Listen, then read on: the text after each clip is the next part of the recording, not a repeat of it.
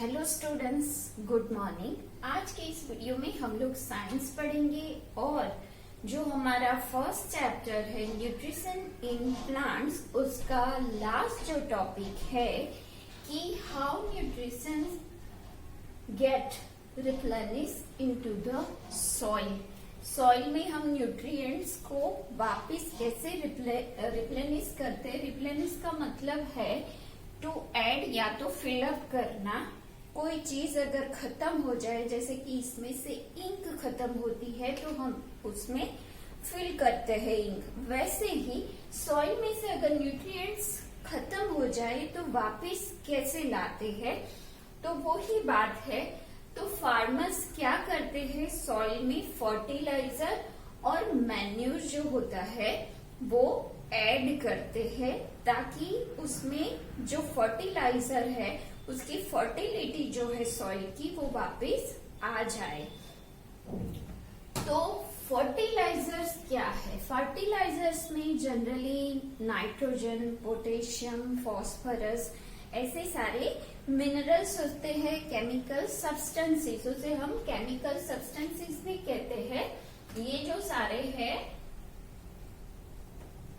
Chemical substances.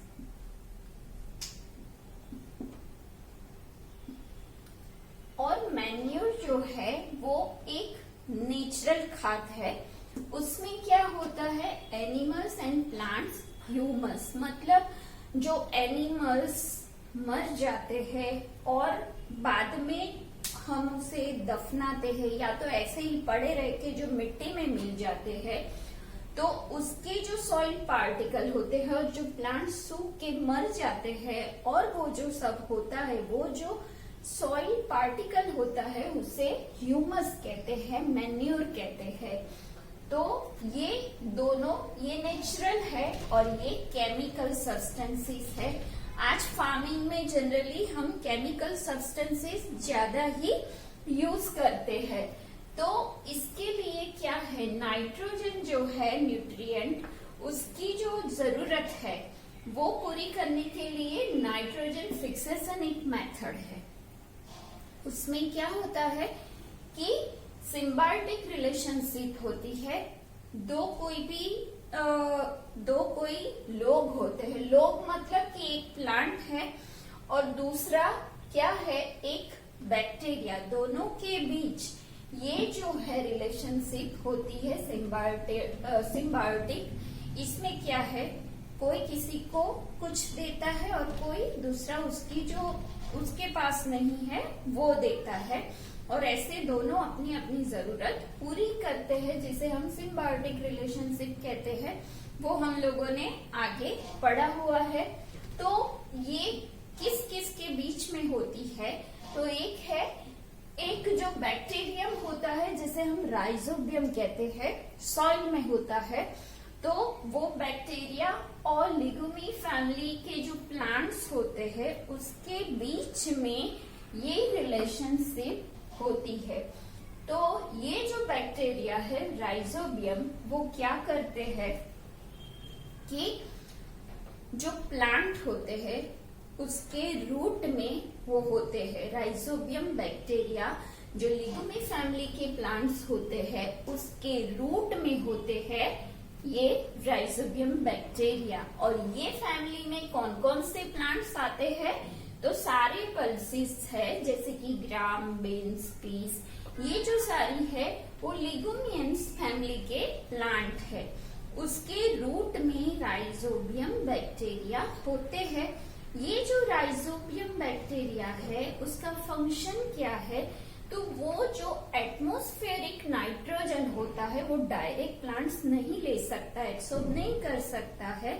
तो ये जो बैक्टीरिया होते हैं उसे सॉल्युबल फॉर्म में कन्वर्ट करते हैं और फिर वो सॉइल में से रूट थ्रू ये जो प्लांट्स है वो आगे तक पहुंचाते हैं, और उसमें से ये जो प्लांट है अपनी नाइट्रोजन की जो जरूरत है वो पूरी करता है।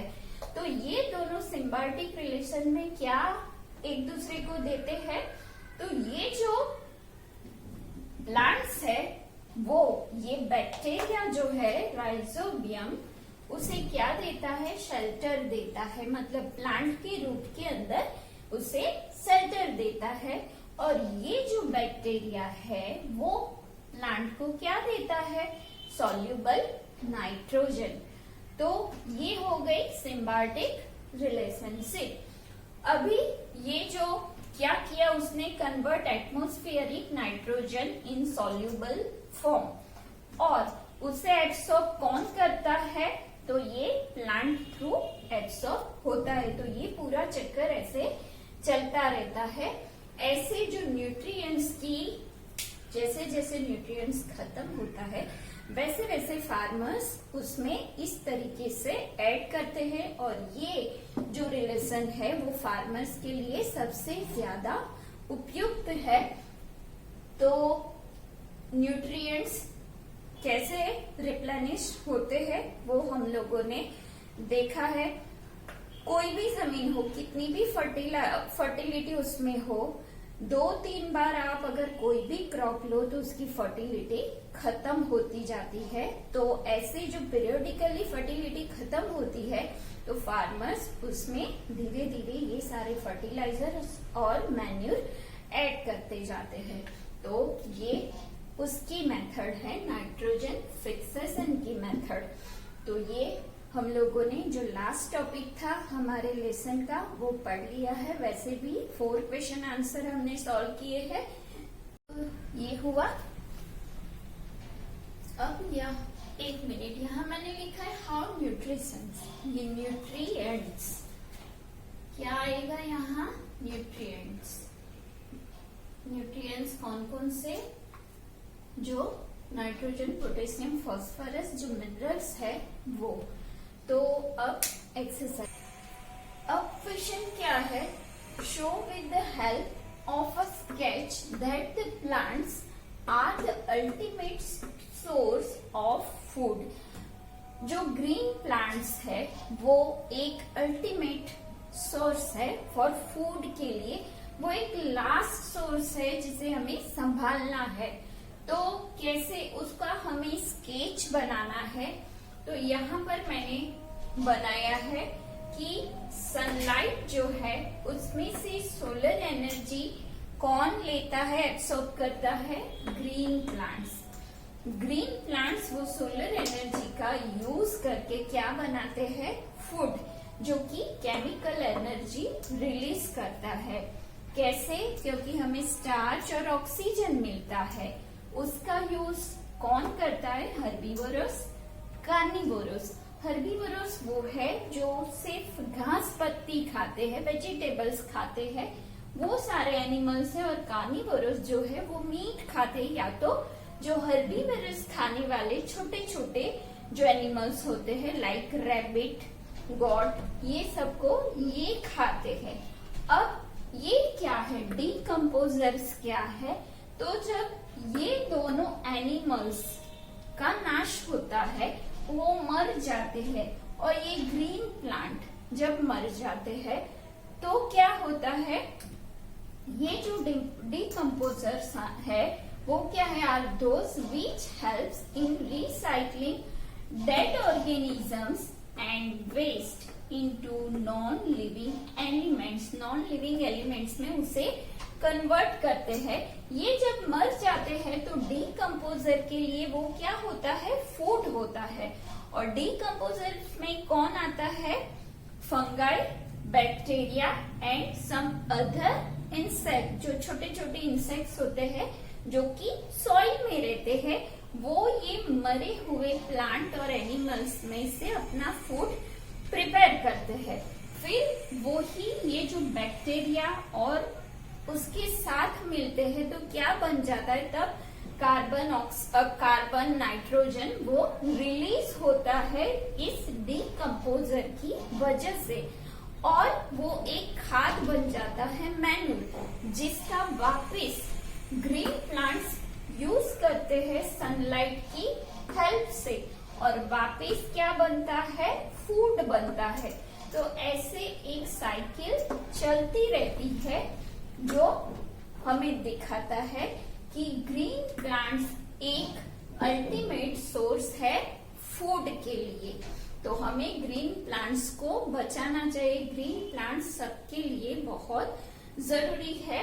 सब जो हेटरोट्रॉफ्स है वो सारे ग्रीन प्लांट्स में से ही डायरेक्ट और इनडायरेक्ट न्यूट्रिएंट्स गेन करते हैं। ठीक है, तो ये हो गया question number 5। Now question number 6, the gaps, उसमें क्या है, green plants are called dash since they synthesise their own food, खुद अपना खाना बनाते हैं इसीलिए वो है ऑटोट्रॉफ्स। तो यहाँ पे आएगा autotrophs. Second, the food synthesised by the plants is stored as, जो फूड बनाते हैं वो कैसे स्टोर होता है, एज अ स्टार्च, कार्बोहाइड्रेट। तो यहाँ पे है starch. In photosynthesis, solar energy is absorbed by the pigment called, जो लीफ में जो ग्रीन पिगमेंट है उसे हम क्या कहते हैं, क्लोरोफिल।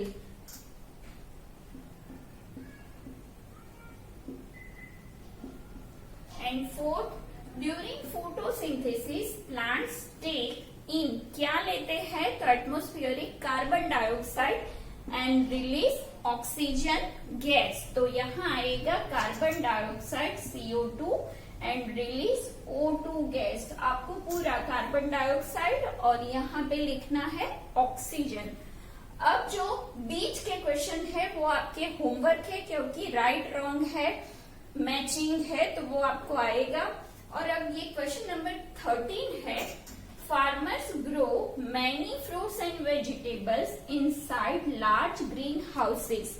ग्रीन हाउसेस के अंदर क्यों वो लोग ग्रो करते हैं, विच आर देयर एडवांटेजेस, उसके एडवांटेजेस क्या है। तो green houses protect plants from heavy wind and also protect from climate condition of outside. बाहर की जो क्लाइमेट कंडीशन होती है कभी कभी बहुत खराब होती है, और हैवी विंड जो होता है उससे वो ग्रीन प्लांट्स, वेजिटेबल्स और फ्रूट जैसे जो क्रॉप है उसको क्या करते हैं, प्रोटेक्ट करते हैं। Also give suitable atmosphere to the plants, उसके सुटेबल जो भी एटमोस्फियर है वो उसको देते हैं। अब फार्मर्स को उसके क्या क्या एडवांटेजेस मिलते हैं, plants can be extended even in cold climate. Cold climate में भी हम ज्यादा से ज्यादा प्लांट्स ले सकते हैं। Farmers can grow many variety of plants, अलग अलग वैरायटी भी वो ले सकते हैं। Can grow without use of toxics pesticide, जो पेस्टिसाइड होते हैं, हम दवा कभी कभी उसमें कीड़े लग जाते हैं प्लांट्स में, तो हमें पेस्टिसाइड मारने की भी जरूरत पड़ती है, जो कि ग्रीन हाउस में उसकी जरूरत पड़ती नहीं है। विदाउट एनी टॉक्सिक पेस्टिसाइड हम अच्छे प्लांट्स ग्रो कर सकते हैं। And last, production can be increase, बहुत सारा प्रोडक्शन हम ले सकते हैं। तो आज के वीडियो में इतना। नेक्स्ट वीडियो में हम और एक नए टॉपिक के साथ, रिमेनिंग एक्सरसाइज के साथ मिलेंगे। Till then bye bye.